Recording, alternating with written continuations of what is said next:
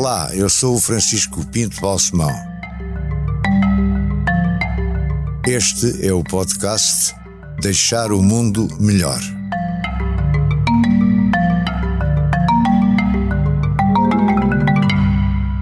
Está contente com a vida?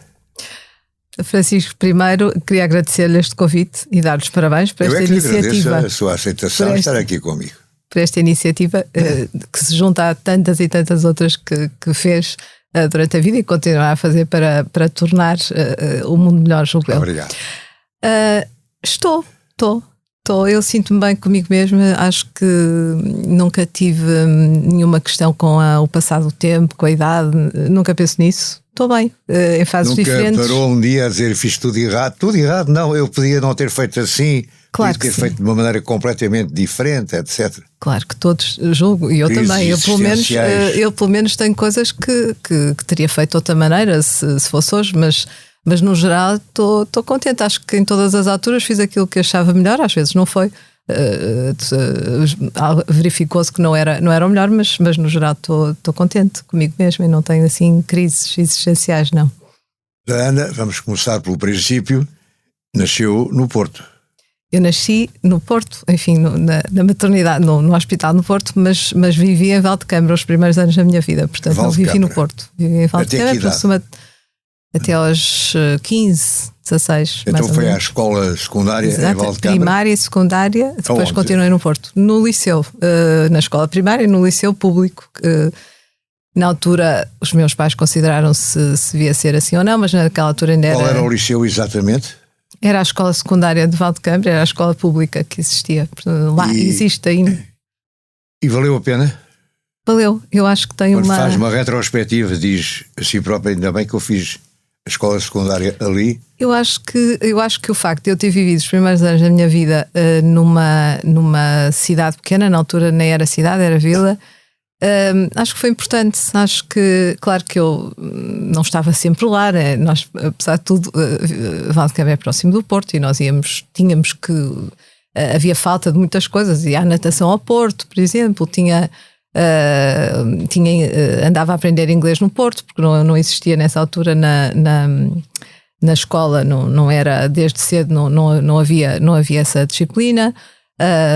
Francês por acaso aprendi desde pequenina em Valdecâmara, mas quer dizer, havia muita... Eu ia ao Porto com muita frequência, com a minha mãe, porque não era exatamente estar a viver... Quanto tempo era de Valdecâmara? Nessa altura era muito tempo, talvez 1 hora, 50 minutos, era muito tempo. Hoje são 25 minutos e na altura hoje demoro do portão da minha casa ao portão da casa dos meus pais, que continuam a viver em Valdecâmara, 25 minutos e na altura era mais tempo. Os seus pais continuam a viver lá? Continuam. Mas de facto eu acho que essa experiência de um lugar pequeno em que nós vivíamos em completa liberdade, em que havia muita proximidade entre as pessoas, muita solidariedade com toda a gente, não havia barreiras sociais, acho que foi importante, acho que foi engraçado. Ainda tem amigos desse tempo? Não tenho, quer dizer, há pessoas que eu conheço, mas não tenho muita proximidade. Tenho mais a minha família, claro, que continua sempre presente, primos meus que vivem em Valdecâmara, mas quer dizer, amigos, não convivo muito com eles, quando os encontro, com certeza que estamos juntos, mas não há assim convívio frequente, diria eu. A sua família era importante, não só em Valdecâmara, mas no norte do país, não é? Sim, o meu avô paterno, nomeadamente, foi quem desenvolveu deu o passo para a indústria. Que se chamava? Arlindo Soares de Vinho, sim. E ele, de facto, criou ali há muita indústria que hoje existe em Valdecâmara, saiu da empresa dele e, portanto, isso foi importante. Qual era a atividade principal? Era e é mesmo ainda, é uma empresa que fabrica equipamentos para a indústria alimentar. Portanto, é isso. E essa empresa continua boa, válida, próspera? Continua essa empresa. E nas mãos da família? É do meu pai. E familiar? Sim, continua. Mas, enfim, depois... Nunca pensou em trabalhar para essa empresa? Eu sou não executiva desse grupo, tem várias empresas, sim, mas não trabalho diretamente, não. Nunca trabalhei, nunca. Eu depois, entretanto fui estudar para o Porto, para o Liceu e depois para o Liceu no Porto com que idade? Nessa altura com 15, 16, Eu ia todos os dias para o Porto? Não, aí estava a viver no Porto, já na casa dos meus pais do Porto. E depois fiz a faculdade. E também foi para no um estabelecimento oficial ou o liceu também foi o Liceu Dom Manuel II. Foi uma boa experiência? Foi, mas foi curta, mas foi uma boa experiência. Quantos anos? 2? Não, na verdade foi um ano. Foi o 12º ano que eu fui fazer. E depois fui para a Faculdade de Economia da Universidade do Porto. E escolheu Economia livremente e com uma vocação, ou porque a família tinha empresas, porque, enfim, era quase uma obrigação? Não foi obrigação nenhuma, nem fui nada influenciada para isso. Mas estive na dúvida até à última, não até ao último ano, mas na altura que tinha que se escolher, que julgo que era no 10º ano, já não me recordo. Estive na dúvida entre economia e arquitetura, que realmente são duas coisas bastante diferentes, diria eu, mas eu gostava imenso desde miúda, eu adorava, agora já não faço isso, mas adorava fazer desenhos de plantas, de casas, imaginar as casas, depois de imaginar o que é que vai lá dentro, mas fazia muito isso. Eu tenho imensas coisas dessas. Desenho? Não, para esse desenho sim, esse desenho mais geométrico, mas gosto muito de imaginar o que é que se coloca, gosto de isso. Eu e gosto. Continua a fazer isso? Não faço. Aquelas reuniões muito maçadoras, muito longas. Uma pessoa já não sabe o que é que há de fazer e tem que fingir que está a ouvir os outros, não faz desenhos. Eu faço uns traços, eu estou sempre a riscar, mas aí são coisas totalmente abstratas. Isso é uma coisa diferente. Tenho esse vício, sim. Mas eu fui para a economia, não foi porque alguém me dissesse para o fazer, os meus pais me dissessem para o fazer, foi porque, enfim, porque achei na altura talvez fosse o mais, se calhar era mais fácil porque estava mais próximo daquilo que eu me via a fazer, não sei. E foi para a Faculdade de Economia do Porto? Para a Faculdade de Economia do Porto, sim. E gostou? Gostei. Era um curso, na altura um curso de 5 anos, na altura o curso de Economia era Economia e Gestão, porque não havia, era o curso de Economia, mas ainda não havia curso de Gestão, só houve a separação, julgo que dois anos depois de eu entrar. Era um curso bastante teórico, mas deu-me, claro que se fosse hoje eu não gostava nada de frequentar um curso desses, mas acho que na altura... Era demasiado teórico? Sim, era bastante teórico e tinha cadeira, um curso difícil, mas que me deu eu acho que foi ótimo para o meu percurso, porque apesar de faltar ali uma parte prática importante, que eu depois estive à frente com o MBA que fiz e com mestrado, mas acho que deu-nos uma bagagem enorme em termos de raciocínio, de rigor até, de conseguir estudar por livros enormes, que na altura nós usávamos livros. Hoje, o meu filho está na faculdade, enfim, na universidade, e enfim, eles não usam livros físicos, mas nós usávamos. E por isso foi importante. E tinha uma grande diversidade de cadeiras que eu gostava. Porque houve não era professores que a marcaram? Sim, houve. Mas eu tive muitos professores, até vários deles, pessoas conhecidas que foram meus professores, desde do Augusto Santos Silva, ao Fernando Teixeira dos Santos, ao Alberto Castro, ao João Ferreira do Amaral, que na altura, enfim, que estava lá a dar uma cadeira que eu gostei bastante. Eu não perguntei pessoas conhecidas, pessoas que a marcaram, foi isso que eu diria que o professor que eu que mais me entusiasmou na universidade foi o Daniel Bessa, porque dava as aulas de uma forma, já foi no 5º ano, e dava as aulas de uma forma muito viva, com afirmações algo, não diria polémicas, mas enfim, a suscitar alguma polémica. E criava-nos curiosidade, fazia-nos sair da nossa área de conforto, na altura em anfiteatros enorme, com 200 pessoas, repleto de gente, e ele mantinha o interesse dos alunos de princípio ao fim. Portanto, ele era de facto um professor manteve diferente. Um contacto com o Daniel Bassa, que eu sou muito amigo, aliás, e... Sim, não tenho contacto próximo, tenho contacto muito mais próximo com outras pessoas. Por exemplo, sou muito próximo do Alberto Castro, quem admiro imenso. Mas na altura foi talvez o Daniel Bessa o professor que mais, porque tinha um estilo de aulas diferente dos outros professores, talvez. Alberto Castro é um influencer à escala universitária no Porto, não é? Não sei se se pode chamar assim, mas é uma pessoa com um percurso fantástico e também tem ligações. Em tom cínico, e tem ligações a várias empresas. Parece que é alguém que conhece muita gente e tem muita influência. Sim, conhece muitas empresas, tem ligações a várias empresas também. Portanto, ele foi meu professor de microeconomia. Mas eu acho que o curso que também tinha de bom e que acabou por influenciar a minha escolha é que eu gostava muito de matemática, mas também gostava muito de outras, enfim, de história, gostava, e por isso, por exemplo, o curso tinha cadeiras muito diversificadas, não era um curso, tinha desde as matemáticas, claro, mas depois tinha direito, tinha desenvolvimento económico, era bastante abrangente, e isso foi interessante nessa altura. E depois vai para Londres, não é? Não, depois de acabar o curso, não vai para a London Business School? Não, depois de acabar o curso trabalhei 3 anos no Porto. Comecei a trabalhar no BPI. Trabalhei durante 3 anos na área de empresas e foi interessante também porque na altura a forma como funcionava o BPI nessa área era que havia grupos de trabalho, de equipas que trabalhavam com todos os produtos, digamos assim, na área corporate que se ofereciam a essa empresa. Não havia separações como hoje em dia, que há Chinese walls, enfim, imensas Chinese walls nos produtos que se oferecem. Na altura era um pouco, enfim, cada equipa trabalhava com uma empresa em tudo o que ela precisasse, crédito, operações de M&A, pequeninas na altura, mas enfim. Portanto, foi interessante, tive aí 3 anos. Depois sim fui para Londres. E no BPI, nessa altura, conheceu alguém que tenha depois tido mantido um relacionamento ou tido alguma influência na sua vida?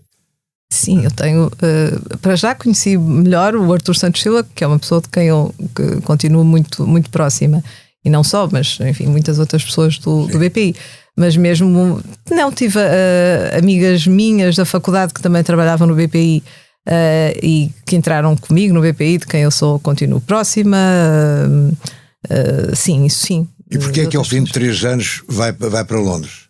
Porque eu queria ir para fora e queria fazer um mestrado, um MBA fora e queria que fosse em Londres. Portanto, eu não concorria mais sítio nenhum porque queria ir para Londres. Sempre gostei muito. Sempre gostei muito. Sempre. Já fui muitas vezes. Bastante, entretanto. Sim, mas fui muitas vezes, sim, desde miúda comecei a ir para Londres no verão, assim, fazer alguns cursos de inglês e sempre gostei muito de Londres. E, portanto, queria que fosse em Londres e foi o que eu fiz. O meu MBA não, foi na Cass Business School, não foi na London Business School. Na London Business School fiz mais à frente um curso de Corporate Finance, mais especificamente. Mas fiz na Cass Business School um MBA com especialização em finanças. Era um MBA que também dava grau de mestrado, que tinha muitas cadeiras, não só as mais genéricas dos MBAs, mas tinha muitas cadeiras específicas de finanças. Coisas que eu nunca tinha aprendido em profundidade e que eu hoje não quero sequer proximidade, mas já falarei, mas uma cadeira de opções, outra de futuros, ou enfim, de análise de M&A, tinha cadeiras muito específicas e foi bastante interessante.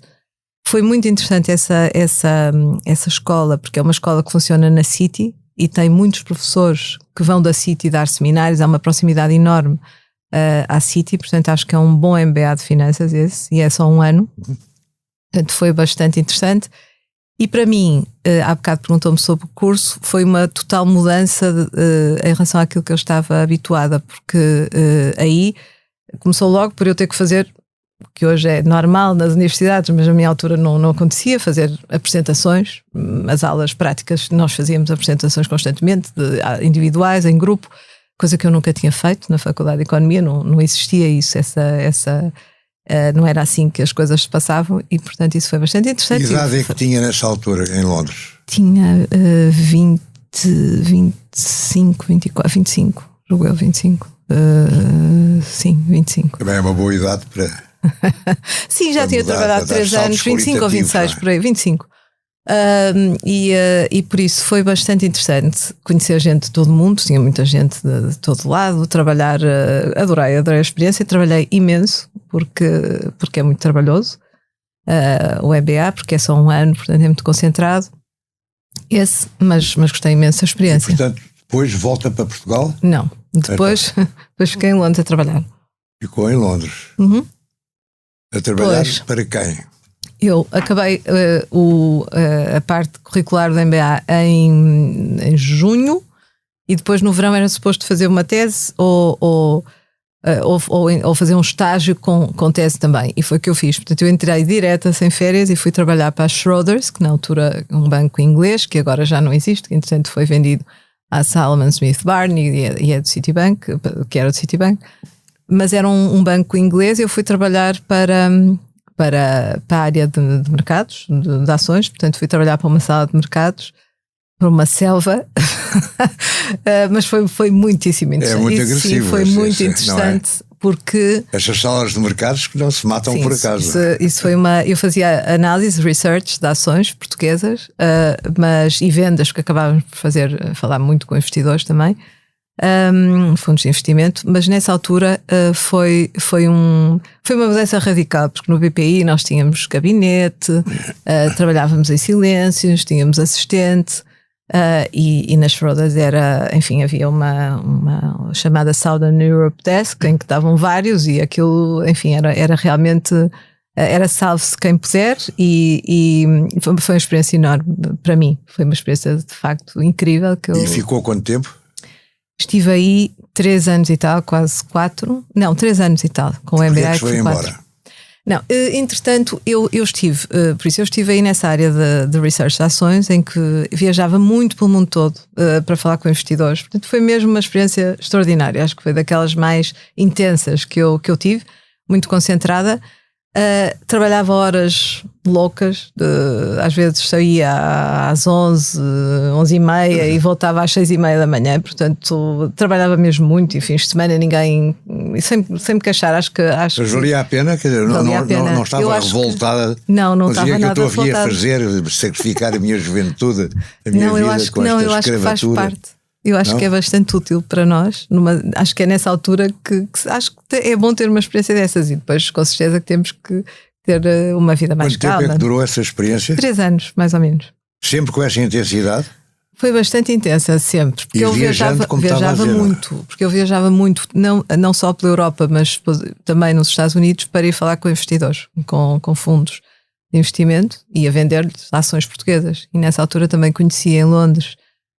Era nova, muito novinha, e iam as empresas, esse local onde eu trabalhava, essa Schroder Securities, era juntamente com outra instituição, era a mais dinâmica na venda de ações portuguesas a estrangeiros, e portanto nós organizávamos roadshows com as principais empresas portuguesas. Portanto, conheci bem logo, e bastante nova, pessoas com quem aprendi também, o Belmiro de Azevedo, o América Mourinho, o Carlos Moreira da Silva, com quem eu sou muito amiga hoje, mas nessa altura, por exemplo, conheci-os nessa altura, e muitas outras pessoas. Mas depois vai para a UBS, não é? Depois vou para a UBS. Para a União de Bancos Suíços, que eu sei o que é a UBS. Exatamente. Eu decidi vir para, a certa altura, eu gostava de estar em Londres. Vem buscá-la? Vem convidá-la? Não, eu decidi vir para Portugal. Portanto, houve uma certa altura que eu decidi, no início de 97, decidi que queria vir para Portugal. Eu não estava casado. Não. Mas decidi.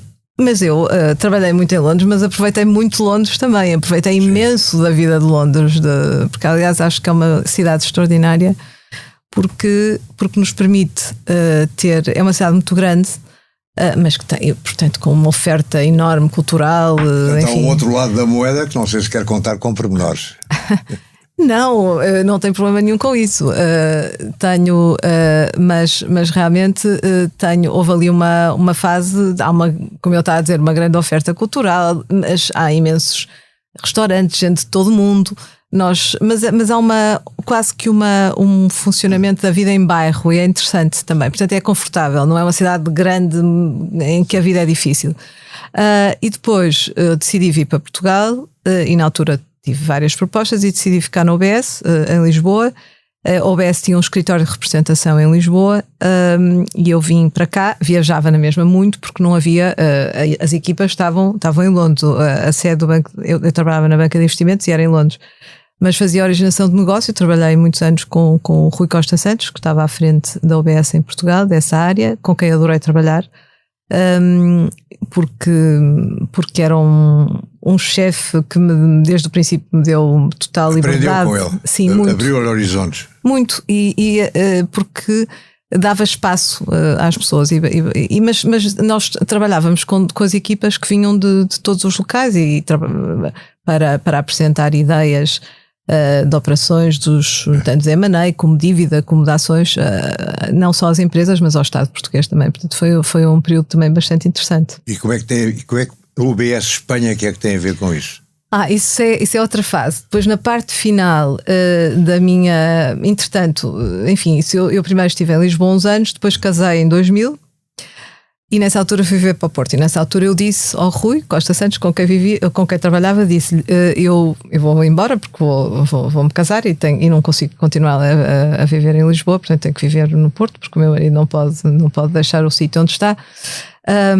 E ele disse, não, mas nem penso nisso, vivo no Porto e vem cá quando precisa e viaja. Portanto ele tinha uma mente aberta já nessa altura. Hoje em dia toda a gente faz teletrabalho, muita gente faz, mas eu fiz teletrabalho nessa altura no ano 2000, portanto há muitos anos, e por isso continuei a trabalhar no OBS nessa área vários anos. E depois, mais para a frente, fui convidada para criar o banco, um banco de private banking onshore, ou seja, em Portugal.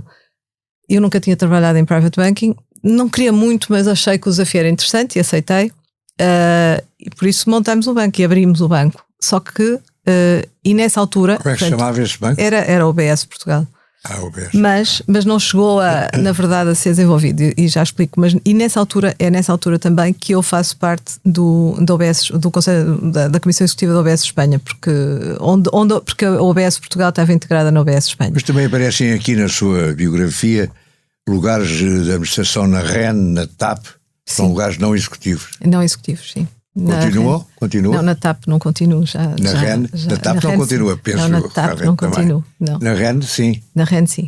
Mas na TAP também foi num período intenso, foi num período que apanhou o Covid e, portanto, foi um período intenso, sim. E depois aparece Serralves. Sim. É a grande mutação. Como é que há esta mutação para Serralves? Entretanto, quando eu estava a dizer-lhe que nós fizemos um trabalho grande, montar o banco, ele abriu, mas foi na altura em que, da grande crise financeira, a OBS foi muitíssimo atingida, e houve uma altura mesmo muito crítica para quem estava dentro, foi um período difícil, e na altura eles decidiram fechar todas as unidades que estavam em fase de startup, que era a nossa, estavam a começar. Incluindo Portugal, mas havia muitas outras, México, Índia, havia várias, e portanto decidiram fechar e propuseram-me que eu ficasse com o negócio a trabalhar, assumindo eu o negócio e trabalhando com eles, mas eu isso não quis, e foi a melhor coisa que aconteceu, porque na altura era muito difícil, porque não nos davam os recursos que eram necessários, porque foi na altura da crise, e por isso eu não queria nunca, fiquei até ao fim, porque não queria abandonar aquele sítio onde eu tinha ido buscar imensas pessoas que trabalhavam noutros bancos, no BPI, no BES, enfim, convencê-los a virem para ali, não podia deixá-los irem embora e deixá-los ali. A partir do momento em que eles decidiram fechar e compensaram as pessoas, para mim foi fantástico e pude sair tranquilamente e não queria ficar. E nessa altura, por coincidência, portanto fui trabalhar em coisas minhas, da minha família, etc., não executiva já nessa altura, e estava a pensar melhor o que fazer. E depois surgiu a oportunidade de ir para Serralves, fui convidada e aceitei. Eu sempre adorei Serralves e, portanto, mas ir para Serralves como administradora, não executiva, não portanto, remunerada ou não remunerada? Em Serralves a administração é não remunerada toda, incluindo a Comissão Executiva e os presidentes, e portanto esse modelo é a única, julgo que, enfim, é bastante, não é único, portanto, mas neste momento em Serralves não tem ordenado? Não tem. Nem eu, nem nenhum dos presidentes que me antecedeu. Mas é onde eu passo todo o meu tempo, é de facto. Eu sei, não é todo. Eu tento falar consigo, está algures em Serralves. Não é todo, mas é grande parte. E então, faço outras coisas. Para o Conselho de Administração.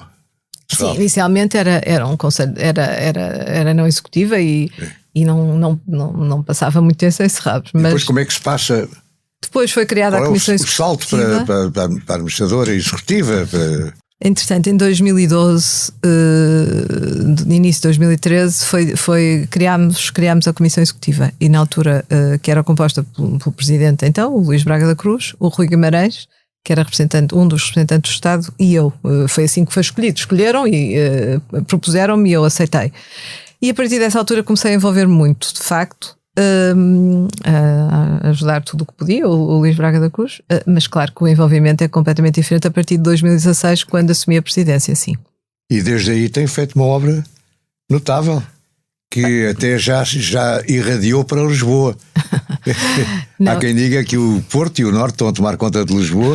Isto é mais um exemplo do que é que costuma ser dado. Não, isso não. Isso não, certamente. Gestão do MAT e do Museu da Eletricidade. Portanto, não, isso não é das instituições da EDP. Não é de toda uma tomada. Não, Serralves tem feito, acho que Serralves tem feito muitas coisas nos últimos anos. O Conselho de Administração decidiu que devíamos abrir a instituição ainda mais, de várias formas. Primeiro, tentando atrair cada vez mais fundadores. Serralves foi criado em 89, como sabe, por 50 entidades públicas e privadas que se juntaram ao Estado, e desde aí tem entrado mais fundadores anualmente. Mas de facto a entrada a partir de 2016 foi muitíssimo maior. Cerca de 50% das entradas de fundadores que se deram ao longo da história depois de ter sido criada a fundação foram nos últimos 6 anos. 122 novos fundadores, julgo eu, num total de 300 e tal, mas se retirar os 50 iniciais foi 50%, foi nos últimos anos, porque nós consideramos que é absolutamente dinâmico, fundamental para manter o dinamismo de uma instituição em que tem um apoio do Estado bastante menor em termos relativos e absolutos do que outras instituições similares, outras fundações, em que mais o apoio do Estado, a participação do Estado é mais ou menos 1/3 do nosso orçamento anual só. Há muitos outros locais em que é 100%, 85%, enfim, nós temos uma participação menor do Estado e por isso é fundamental para mantermos o dinamismo que Serralves tem que ter, continuar precisamente a atrair entidades e pessoas singulares. Estávamos a falar da chegada a Lisboa. Está a fazer agora teoria geral. Não estou a fazer teoria, é explicar o que foi feito. Porque isso foi importante, porque isso também explica, se calhar, esta transação, esta operação que se poderá concretizar. Porque nós não só fizemos isso, porque as entidades que tinham dinâmica há 30 anos não são exatamente as mesmas que têm agora, portanto é fundamental atrair novas entidades e estar muito próximo delas, criar programas, como sabe, para manter os fundadores próximos e os mecenas. Por outro lado, decidimos sair de Serralves e ter e aí era o que eu queria dizer, e ter um papel ativo no país, e fazemos também, temos muito mais autarquias fundadoras, passamos de 14 para 35, e fazemos estes programas de exposições itinerantes e outras iniciativas em parceria com as autarquias. Eu recebo convites para isto tudo e infelizmente não posso ir, porque senão não fazia mais nada. E por outro lado ainda, abriu-se... Estamos a falar de Lisboa, Marte, não, porque acho que isso tudo, e o facto de nós termos várias áreas que trabalhamos, não só a arte contemporânea, mas com a abertura da Casa do Cinema recente, com o trabalho grande que vamos fazendo no parque e a ligação à ciência, com o Tritop, que também foi construído, até com a expansão do museu que estamos agora a fazer, com a importância que damos às coleções. Isso explica, julgo eu que explica que esta aproximação que foi feita, por acharem que se calhar fazia sentido que Serralves e o MAT e a Central Tejo se juntassem e tentássemos criar aqui uma instituição forte que a nível, que também com peso internacional e que pode fazer um trabalho ainda muito maior em Portugal. De tudo o que fez em Serralves até agora, e que foi muito, o que é que lhe deu mais gozo, mais prazer? O que é que custou mais? O que é que exibe como bandeira, se quiser? Não, eu acho que Serralves é uma instituição apaixonante. Eu acho que o que eu tentei fazer e continuo a tentar é abrir a instituição neste sentido, abri-la. Mas isso é muito geral. Eu estou a pedir iniciativas concretas, exposições, por exemplo, a abertura da Casa Cinema Nela Oliveira, a construção do Tritop Walk, a reparação da Casa de Serralves que foi feita, a reparação do Jardim de Serralves que estamos a fazer há anos, que neste momento está extraordinário, a expansão do museu, que estamos agora a construir uma nova ala dedicada a coleções e arquitetura, E depois trazer também, é verdade, mencionou isso, o trabalho pelo país, que está feito, que hoje em dia se faz com uma intensidade muito grande, levar exposições de Serralves ao estrangeiro, já levamos várias vezes, não só a exposição Miró, também o facto de termos ficado com a coleção Miró, e a divulgarmos por todo o mundo também, mas não só o Miró, nós fazemos várias exposições, ainda no sábado vamos inaugurar uma exposição de uma artista portuguesa, a Carla Filipe, em Nice. E fazemos isso frequentemente. Sim, mas eu lhe vou perguntar assim, pessoalmente, o que é que... Mas isso eu julgo que... Uma iniciativa concreta. São várias, eu estou a descrever-lhe várias. E também eu diria, por exemplo, trazermos as grandes exposições ao Parque de Serralves, como foi o Anish Kapoor, o Olafur Eliasson, por exemplo, o Ai essas Weiwei. grandes exposições, não há nenhuma que eu tenha marcado mais ou que... Não posso escolher nenhuma, mas isto... Não devo. Mas e este ano teremos a exposição do Rui Chaves, o primeiro artista português que vai fazer essas grandes exposições no parque. E grande isso escultor, é grande amigo. Grande artista e grande ser humano também. Mas de facto é isso. Eu acho que usar o parque também, que durante muitos anos não foi tão usado, é uma forma de atrair mais pessoas e levá-las para a arte, digamos assim. E aquela história com o Robert Mapplethorpe, que já apagou, já varreu da sua na altura foram escritas muitas coisas erradas que não correspondiam à realidade de todo, mas acho que já passou, acho que esse assunto passou, sem dúvida. Está satisfeita com o atual diretor, é a senhora, não é? Não, é um homem, é o Philippe Verne, sim. Quem é? Philippe Verne. Então tivemos durante uns anos a Suzanne Cotter também, que eu sou aliás muito amiga. Já se foi embora, agora e outra vez o Philippe Verne, o diretor do museu. E está contente com ele? Sim, mas temos também a diretora do parque, que é a Helena Freitas, que é uma pessoa muito válida, que eu gosto imenso. A Helena Freitas não, a Helena Freitas só está mesmo desde o início deste ano, formalmente, embora já tenha... trabalhava lá? Já trabalhava. Mas de facto a Helena dá-nos-á um futuro grande na ligação com a ciência, que eu acho que é aquilo que gostaríamos de fazer mais, e também a Casa Cinema de Oliveira, que tem também um diretor fantástico, que é o António Preto. Portanto, estou satisfeita com eles e com os outros diretores. E a sua relação com a Gulbenkian, com o João Paulo Imô, com a Francisco Manuel dos Santos, com as outras grandes fundações?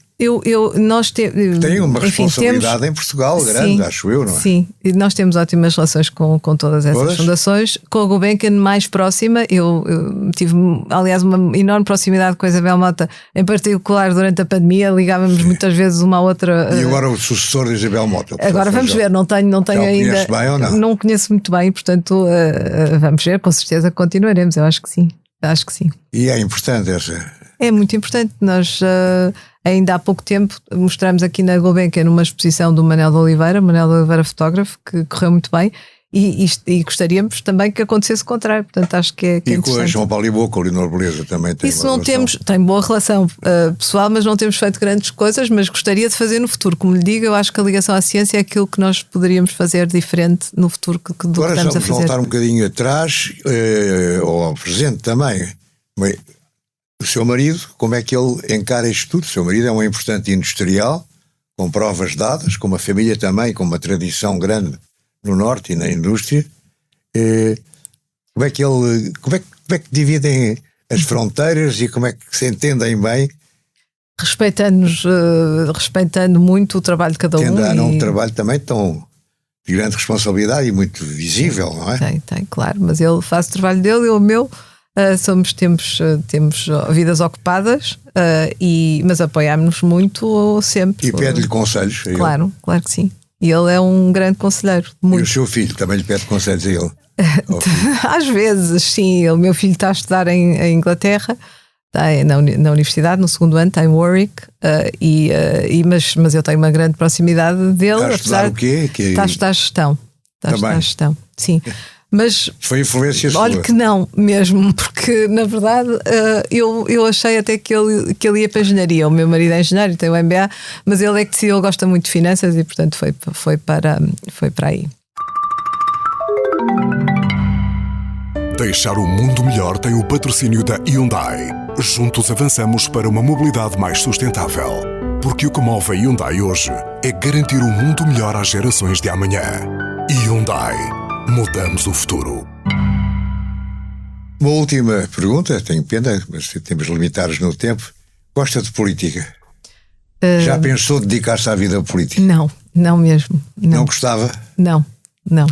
Eu vou dizer-lhe, eu gosto muito de fazer coisas, gosto pouco de exposição. Eu tenho que ter alguma no local, no cargo que eu ocupo, mas o que eu gosto mesmo o seu mandato foi agora a renovar. Foi, mas o que eu gosto mesmo... Quando este mandato acabar, vai ser daqui a 2 anos ou coisa assim, não gostava de envolver-se na política? Não gostava, não. Isso não gostava. Tenho imenso respeito por quem o faz, porque então, é muito difícil. O que é que gostava de fazer depois para deixar o mundo ainda melhor?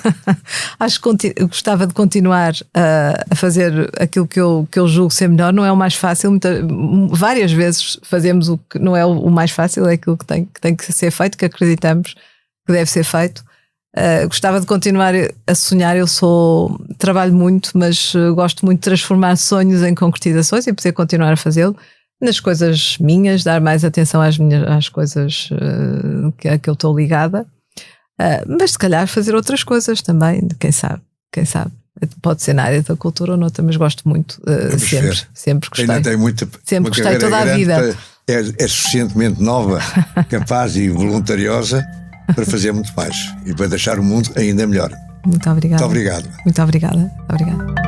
Deixar o Mundo Melhor é um podcast de Francisco Pinto Balsemão com música original de Luís Tinoco. A sonoplastia de Joana Beleza e João Luís Amorim. O vídeo e a edição de José Seduvim Pinto, Carlos Paes e Ruben Tiago Pereira. Transcrição de Joana Henriques e apoio à edição de Manuela Goxa Soares. Imagem gráfica de Marco Grieco. Produção de Margarida Gil.